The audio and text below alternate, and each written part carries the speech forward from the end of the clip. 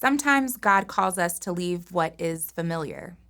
Often that's moving across the country, but sometimes it leads us to confront histories and assumptions and truths that we've never considered before.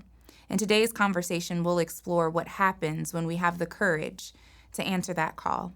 Join us as we look back on our Sankofa pilgrimages.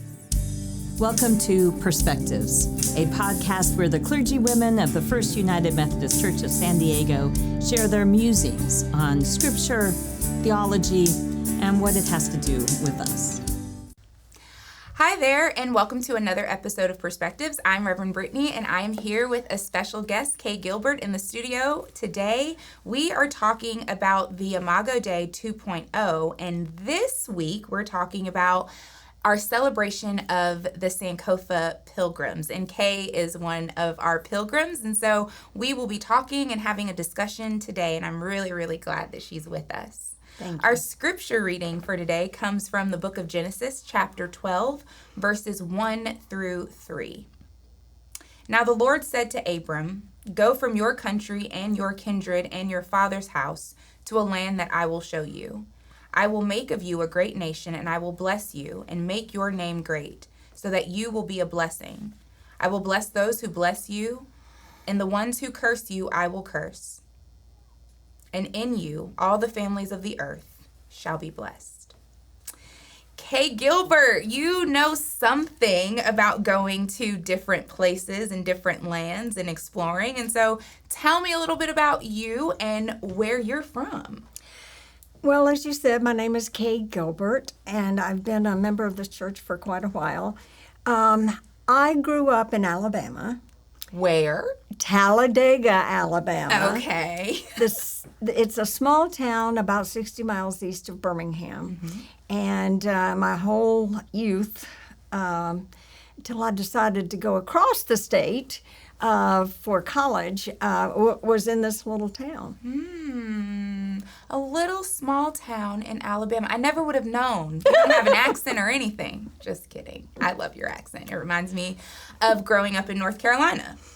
You know, the southern accent there is. Yeah. So, Kay, growing up in Alabama, what generation did you grow up in?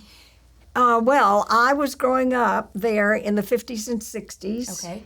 So everything was segregated. Mm-hmm. Everything was. And I mean down to the last. Yeah. The last, everything was separate. Yeah. Separate in the 50s and 60s. So very, like Jim Crow. Oh, Jim and Jane Crow South, as I like to say. Absolutely. It was all Jim Crow. Yeah. And Jane. Mm-hmm. Got to bring Jane in there too. Mm-hmm. So knowing that things were segregated, but you probably didn't realize that, at the time, when did you first recognize racism, or were you aware of it?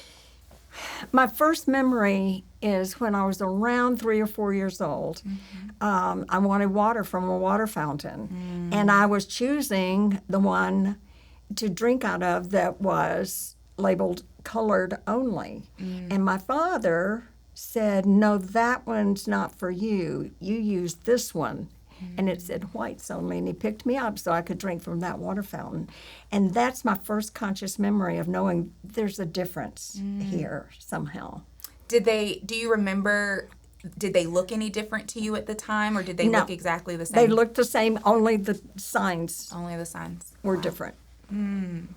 Just got to be separate. Did your father ever have any other follow-up conversation with you about it, or? No, not about that. I remember my father was both of my parents were very open relative to other people we knew, and especially relative to some of my uncles. There was not verbal trash talk of black people. Okay. Yeah. So. I mean, that must be, I've studied race and racism for a very long time, and I'm very much versed in history, but it must be pretty jarring for a little girl to have to recognize that there are these separate places, that one place is a place that you go and one place is not. It's kind of, it reminds me of in Lion King when Mufasa takes Simba up and he's like, don't you go to that shadowy place, you know? There you go. And, you know, that very distinctive, you know, you can't go there, but the rest of this is your land kind of thing. Well, there was some of that. I knew that there was a neighborhood not far from us that was all black, and we were not to go there. And my parents didn't even drive through there. Wow. They didn't even drive through there. So it's very interesting. And I mean, Alabama has a pretty, I will say, interesting history. You're being kind. I am. I know it. I know that for a fact. Alabama does have a very interesting and marred history as it relates to racism. You know very well. So that is very interesting. And I was there for all of the times when the sit-ins were happening, and black folks just wanted to be served at the soda fountain. And that was not permitted. That's white people only. I was there in Birmingham. I was in Birmingham in school when all of the dogs after people and the hoses blowing people down and the dogs biting folks for wanting to demonstrate and so forth. And I was there when it was just really painful. It was just painful, and I was painfully aware of it. That's when I was late teens, early 20s. So when the 16th Avenue Baptist Church bombing happened, were you in Birmingham or around? No, I was not in Birmingham at that point in time, but I remember when it happened and about the 4 little girls who died in that bombing. And we went to that church on one of our pilgrimages. We did. And seeing and talking about it, I had not been to the church before, and seeing and talking about it was a real pleasure, and it was part of my growth to actually examine that and the history that they had in their museum kind of part of the church that they had there. There's so much, you know, that we know, and there's so much that we don't know, and there's so much that we, I think, have forgotten. And that's why Sankofa is so important, the ministry and the meaning, right? Sankofa is the West African Adinkra symbol that means it is not foolish to go back and get that which you have forgotten. And so the bird that's on our shirt represents this bird that is looking back, but its feet are pressing forward. So it's looking back in order to move forward. And that's what our work together has been over the last 4 years, because you have been on all 4 of the pilgrimages that we have taken, from starting in the South that we'll talk about a little bit more, and then going up to the Northeast and discovering that history together, and then going to the Midwest last year in Chicago and talking about the Great Migration and Emmett Till and his family's history and legacy there in Chicago. And then this year, we explored California, which is a very different history, but not uncomplicated, and certainly not unproblematic. Right. Absolutely. Correct.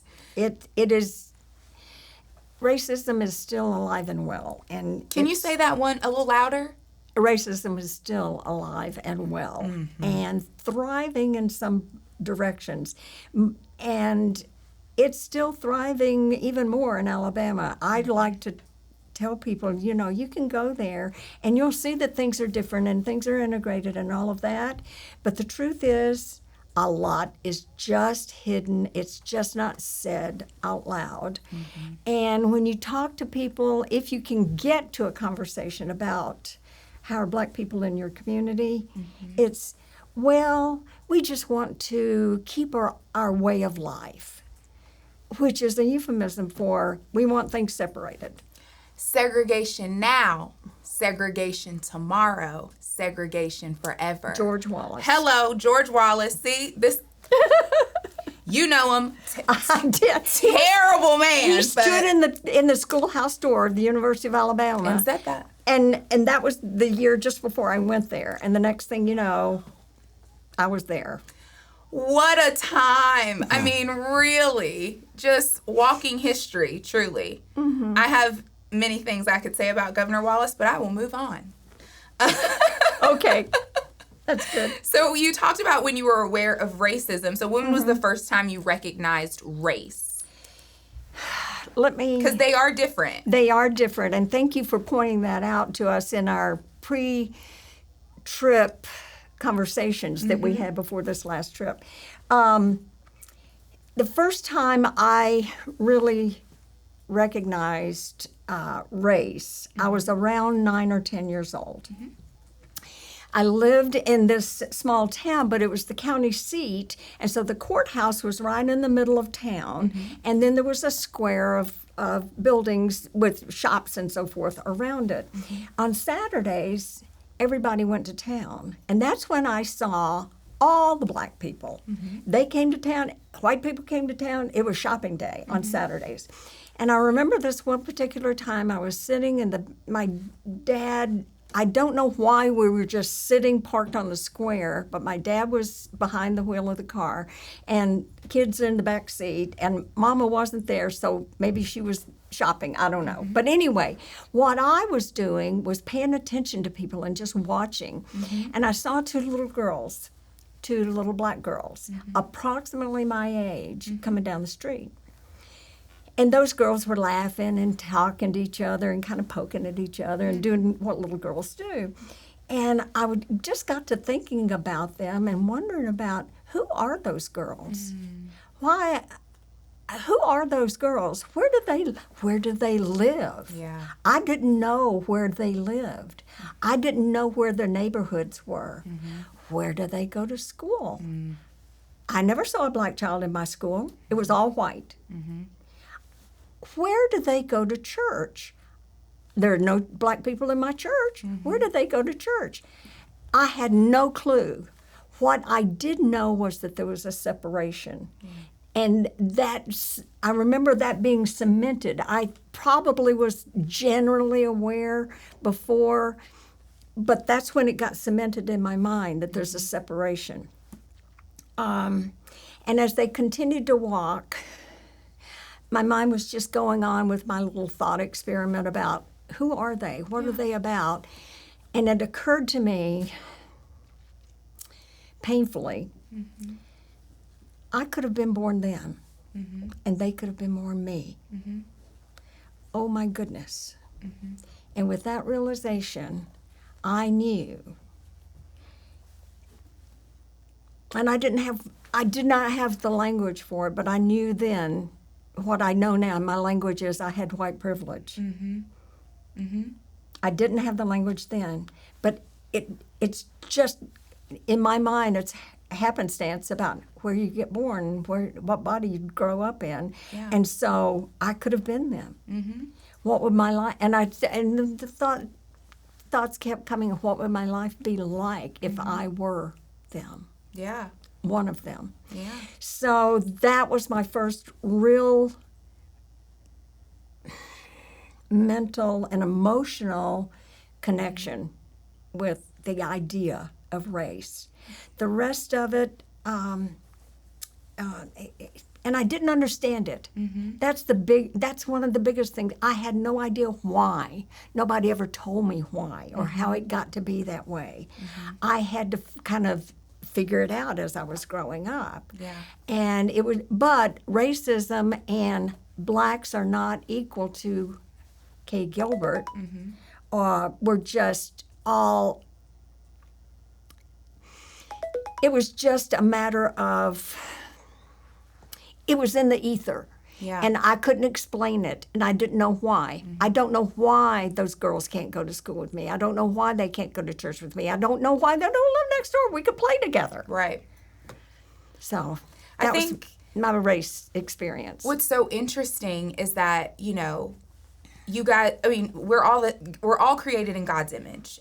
Each and every one of us, right? That's the whole point of the Genesis text when God says, God didn't say it, but the author says that God created humanity in God's own image, right? And so when you think about the fact that you were the same age as these girls and probably had many of the same similar interests, you know, Absolutely. wanted to play, wanted to laugh, joke, you cared about your hair, you wanted the nice dress and the cute ribbons, but to know that their experience in life was going to be very different than your experience, even thinking back to you being a 3-year-old and having to use a different water fountain and those kinds of realizations being instilled in you, but no one's telling you why, you know? Not a word. It's like the loudest secret that there is, you know? That's a beautiful way of putting it. Yeah. It's a screaming secret.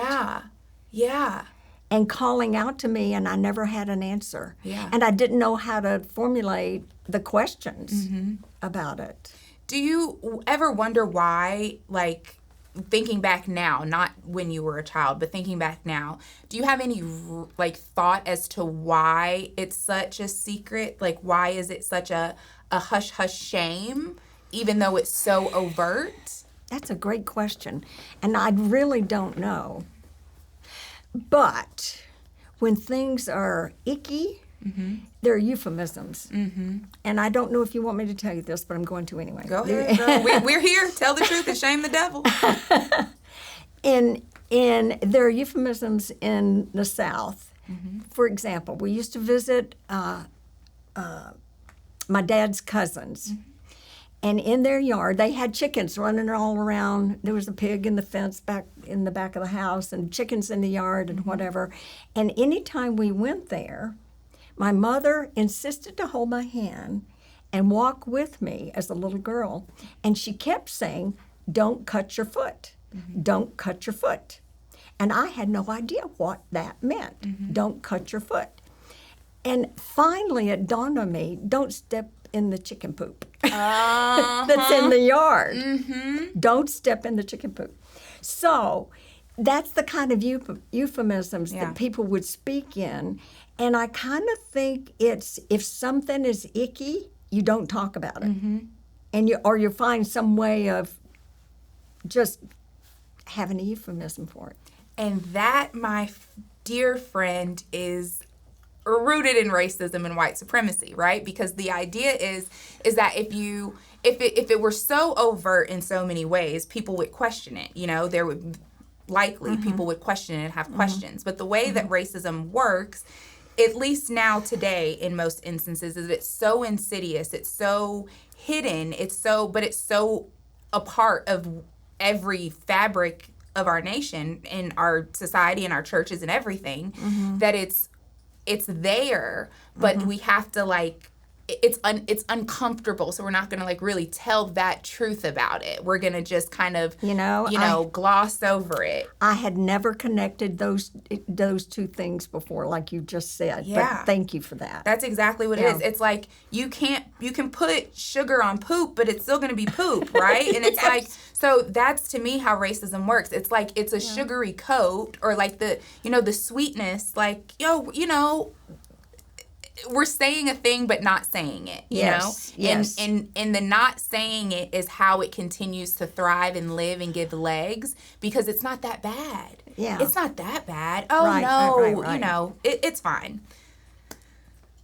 Whew, this is good. So, Kay, you are trained as a nurse. Yes, I am. And you have many years of experience in nursing. And so I wanted to ask you about some of the disparities across maybe healthcare, knowing your particular role in healthcare. And did you ever notice, especially you were a midwife as well. And so I know that the infant or the Black mother mortality rate is very, very high after giving birth. I just wanted to know if you've ever, like, did those things ever come up in conversations in any of your trainings, or did you ever realize some of the disparities that were happening between races? In growing up, well, first of all, overall, let me just say my experience has been as a nurse and as a nurse midwife and as a professor of nursing. And I've done legal consulting with those kinds of things too. I can honestly say that disparities were not, They always did statistics at the beginning of the lecture, and so forth. And I'm sure, and yes, always, Black folks had worse stats than white people did, or any other ethnicity. But I didn't actually see that manifested directly. I can't remember an incident of it, except when I was in nursing school. I went home on weekends, and they would let me work at the hometown hospital that remained segregated for at least through the 60s, all the way through the 60s, even after the Civil Rights Act and so forth. Shocking. Well, and it was at the annex where all the Black folks were hospitalized. And so all the nursing students who lived in town who wanted to work extra and do things, have experience and so forth, they'd say, come on down. And the things were much more loosey-goosey about, if I just told them, they taught me how to do this procedure at school, they'd say, okay, sure, you can do that here. Wild. It is wild. That would never happen now. Never, ever happen now. But they trusted me, and I can honestly say I didn't fib on any of it. And I did get experience that was golden. And that particular unit was run by Nurse Beavers. She was not Mrs. Beavers. She was Nurse Beavers. And that was very specific for her because you didn't call them Mr. or Mrs. You said their job, Nurse Beavers. And nobody else was called Nurse so-and-so. Anyway, but she was a sweetheart. And she was very generous with all of us and most of us, when we were working extra, worked on that annex to get our time in and to earn a little money and get a little more experience and so forth. And she was generous with us. And I remember being very pleased and proud to know her. I don't remember other kinds of things in my practice or in teaching where I saw overt or even suspicious racism or differences in care until I started doing legal nurse consulting.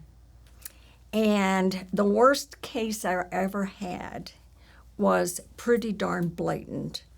And this was a case in Louisiana where both the mother and the baby had very poor outcomes because people were just wretchedly bad at doing their jobs. And these were, it was the nurses, it was the doctors, it was everybody concerned with care of these two persons. And that child was very damaged mentally, and the mother, she had not been married, but she was living with the father of the baby when the baby was born. The father bolted right away, that he wasn't going to be part of it. But the mother was left to take care of this child who would now be around 15, 18 years old.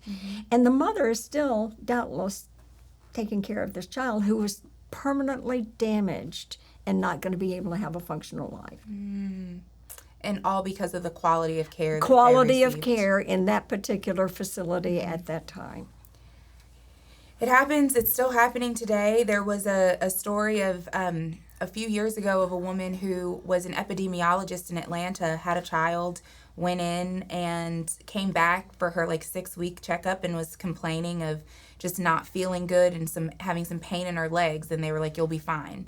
And she went home that day and dropped dead in her living room. Blood clot. Yep. Went to the heart or lungs or brain. Exactly. Right? Yes. And so you as quickly as I just described that, right? You would assume that another person who was trained as well as you were would say, we need to get that checked out. And it's not hard to do. Right. It's not hard to do. You just have to pay attention. Exactly. But when racism is at play and there are these ideas and these ideologies that stem from many, many, many years that say that Black people have a higher pain tolerance or threshold, or, you know, that they're just trying to get drugs of some kind, no matter your education status. That woman was an epidemiologist, right? And so what happens to lower income folks who don't have that same level of education? You're still not protected. And so as I always say, racism takes no days off, and it never will. And you're absolutely right about that. You're absolutely right.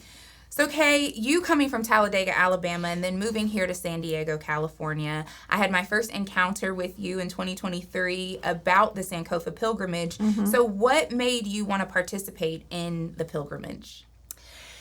Well, thank you for asking that. My whole life, I have worked on trying to overcome my beginnings, where I came from. And I, at that point in time, had been doing a lot of reading, and from reading lists about racism. And I was into that, and I had taken, I had done some Zoom classes here with books that were chosen, and one that Kenton Hunley and Jason Tucker did together, and it was a book study is what I was doing.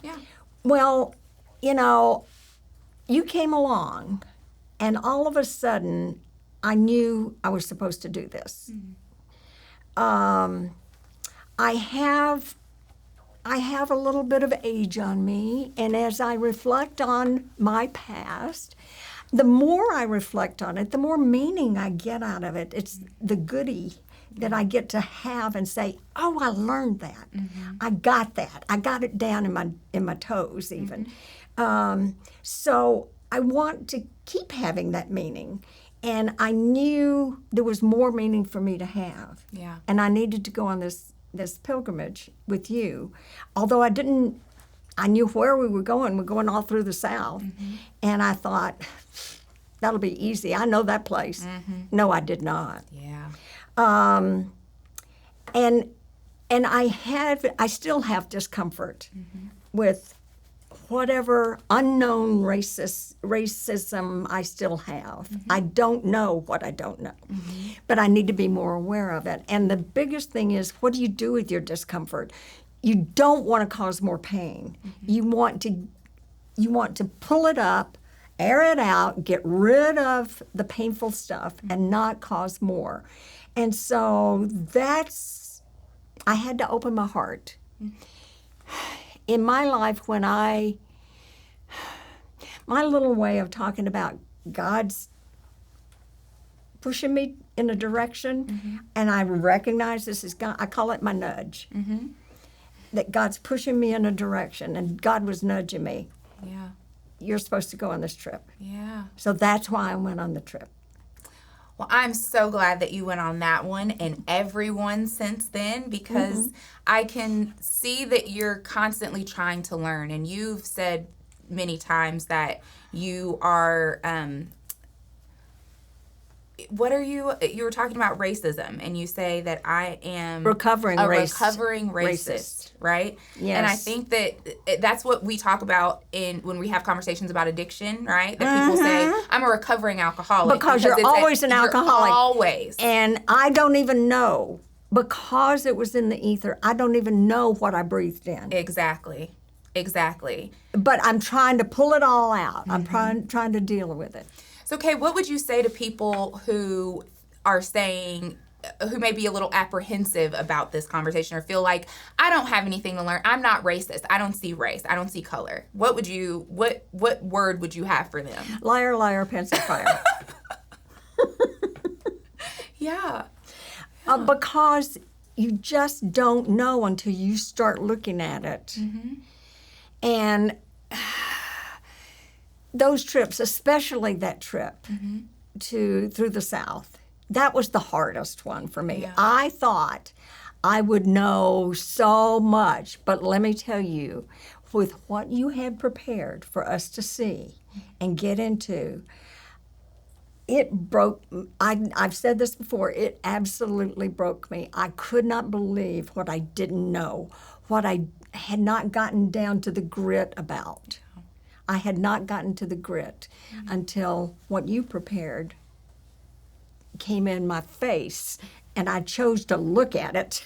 Yeah. And it's boom.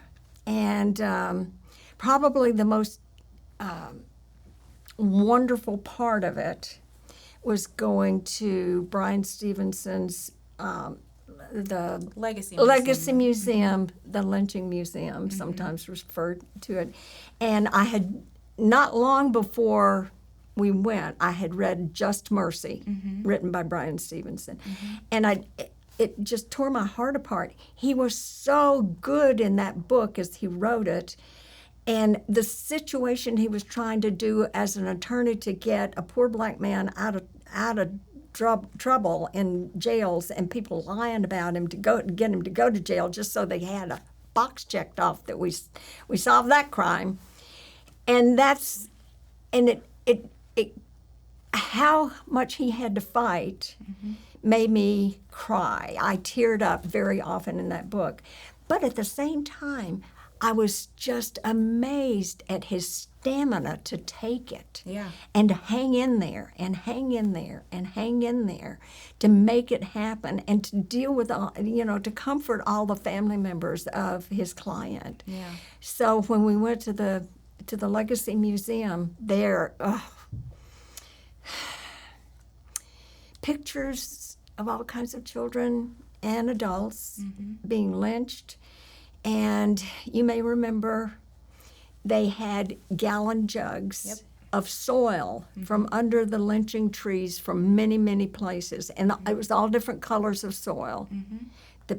Somebody had gone there under those trees and dug up what the soil was, where death happened. Right. To people who should never have been taken from us like that. Yeah, absolutely. I came out of there crying. I remember. Bent I over remember. crying. It was hard.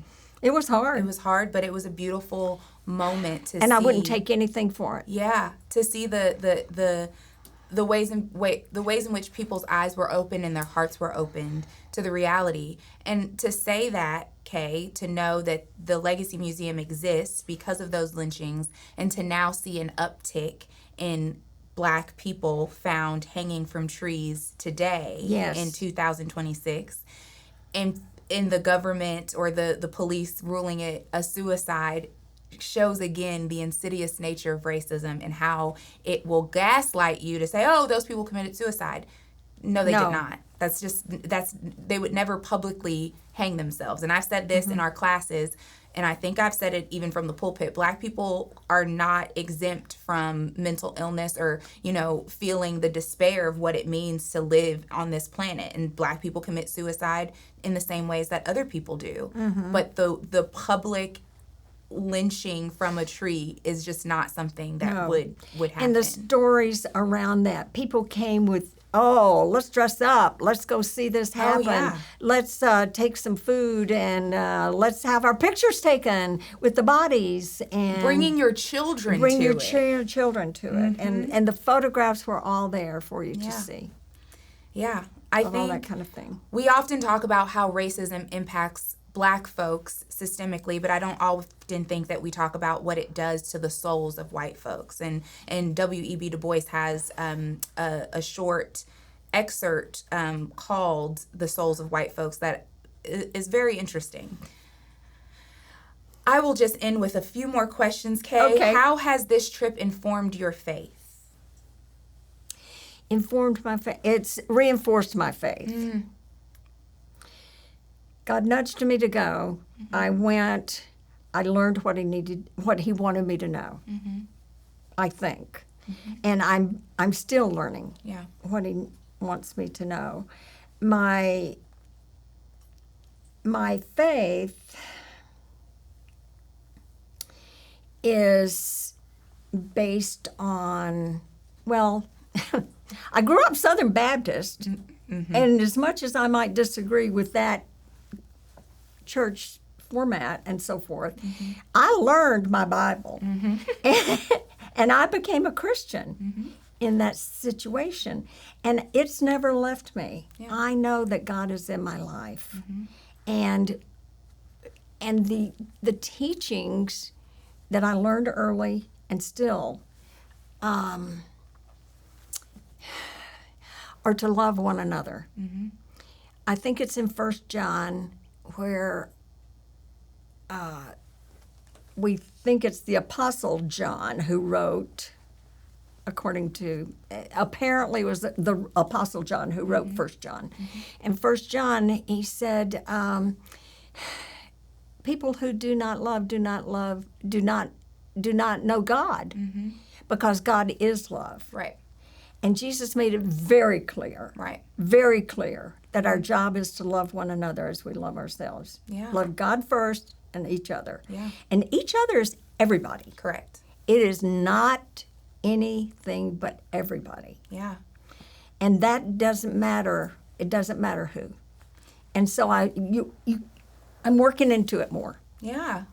And thank God for that. And I also want to say, Kay, you grew up in a generation that's very different than the generation that I grew up in. And so I commend you for the work that you're doing to learn and unlearn, for the fact that you're saying I'm a recovering racist. That means I have to work through this every day. And to me, that gives me hope that maybe the generations that have come that are before me might be willing to open their eyes and to see things that they've never seen before, because we're always learning and we always need an opportunity to learn and grow. None of us will ever leave this earth completely knowing everything. We are not God. And so I think that learning is a lifelong journey. And so I just want to commend you and thank you for your willingness to go there, because so many people are not, and they're pretty stuck in who they are, where they've been, and the idea that, when God tells Abram to leave, folks they will hold on, dig their hands in the sand before they,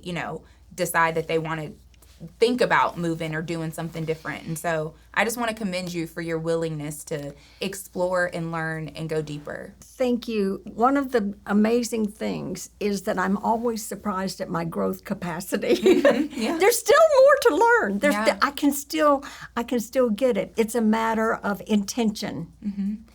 What is my intention? How can I make that happen? I have a history in my life of having some kind of vision and making it happen. I know how to walk into a situation, a life, a setting that I've created in my head. And so that's what I'm doing is, it's intention. Yeah. Now, whether or not my impact will match my intention is a matter for God, in my opinion. Right. I just put it out there. I do what I can. I try to minimize pain, promote love, and appreciate the suffering that's gone on. And after that, God will use it to facilitate and liberate like He chooses. Amen to that, sister. And so my last question, you've kind of answered it though, is how will you use the information that you've learned and gathered, both personally, introspectively, and the information that you've gathered from other folks who've been on the pilgrimage? What will you do with your social capital now, these days? My social capital is to live that life publicly. And this podcast is part of that. Yeah. I tend to, I want to demonstrate this comfort that I have gained with people of other ethnicities that I didn't have before. I want to demonstrate it. I want to live with it. I've loved going on the trip with everybody, but especially Black folks I didn't know before who go to a different church. Yeah. And I have enjoyed every bit of it. Yeah. And Kay, you have 2 grandchildren that I think is really, I think them seeing you continue to learn and grow gives them the opportunity to learn and grow. And I've had the pleasure of talking with your granddaughter before about some of the things that she's learned from you. And I can tell that growing up in an environment where you were willing to learn and be wrong and to sit in the discomfort, being uncomfortable with being comfortable with being uncomfortable, I think gives them eyes to see the world around them and to want to do something with their lives and their privilege that they have as well. So thank you. You're welcome. Thank You're you. so welcome. And thank you for our time together. It is always a joy to spend some quality time and have some conversations with you. You are a light to me, and I really appreciate your willingness. And I love you dearly. To go there. So thank you. You're welcome. We have a couple of reflection questions, actually a few, not a couple, that we'd like for you to ponder. If you have some time, you can talk about them in a group or you can talk about them with yourself. Our first question is, what is something familiar that you've had to leave behind, and how did that experience shape who you are today? Our second question is, what beliefs, assumptions, or perspectives have you had to reconsider in order to grow in your understanding of race and racism? And thirdly, what might God be inviting you to learn, unlearn, or discover in this season of your life? We hope you'll take some time to ponder these questions and to think very deeply about all of God's creation, because we are all created in the image of God. Until next time, bye. Bye. This is a production of First United Methodist Church of San Diego. To learn more about our events and ministries and to access additional learning resources, visit fumcsd.org.